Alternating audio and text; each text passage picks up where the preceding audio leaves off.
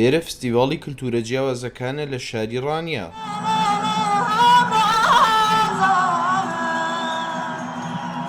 لەگەڵ 8 تیپی نێوخۆیی عێراقدا 8 تیپی نێودەوڵەتیش بەشداریان فێستڤاڵن لەسەر جەمکی شۆرە جیاوازەکانەوە.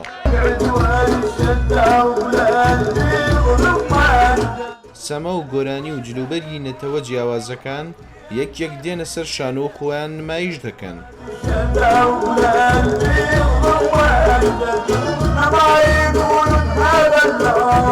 ئەمە ئەمریکا مەساڵ 8 وڵات بەژای دەکات جگە لەگەڵ تیپی ناوخۆی عێراق و پارچەکانی تری کوردستان کە 16 تیپە.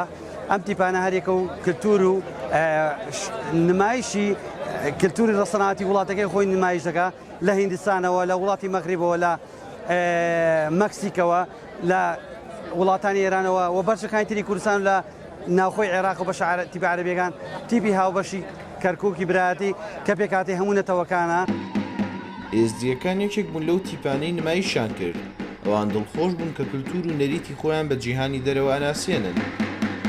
ئیرۆکە ئەم وەکتی پێشکداری بوونە دەبێ فێستڤاڵێدا پراسیشە gelek ya ferek û fêstîvalê wasa bihêne kirin ji bo nîşandana kulturî em kulturê xwe nîşan bidin bo xelkên ji dervê welatê ku em bêjîn me ji kulturê xwe heye em ji xudan millet û kultur û zimanê.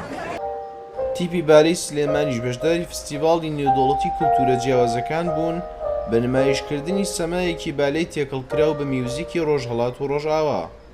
سەماکەی ئێمە سەمایەکی سەمای هاوچەرخە نزیکە لە بالیەوە و لەگەڵ ئەوە موزیکی کوردیمان تێکەڵ کردو لەبەرەوە شتێکی ئێمەش باڵی سەمای هاوچەرخە لەگەڵ کللتوری کوردی تێکەڵ کراوە. هەستێکی زۆر خۆشەکە تۆ شتێکی جیاواز پێشکەشەکەی بە خەڵک لەبەرەوە هەمومان زۆر هەستێکی خۆشمان هەیە لێرە ئەمڕۆ.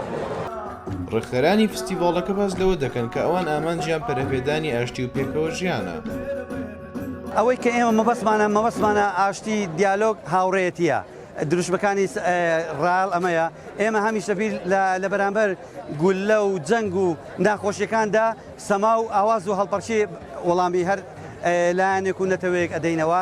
ئەوڵاتیانی شاری ڕانیەش تا درەنگانێکی شەو بە جۆش و خرۆشەوە بینەری چالەکی و نمایشەکان ئەبوون و لەگەڵ گۆرانیدا گۆرانیان ئەوت و لەگەڵ سەماکاندا سەمایانە کرد. ڕێباز مەجید، دەنگی ئەمریکا، سلێمانی.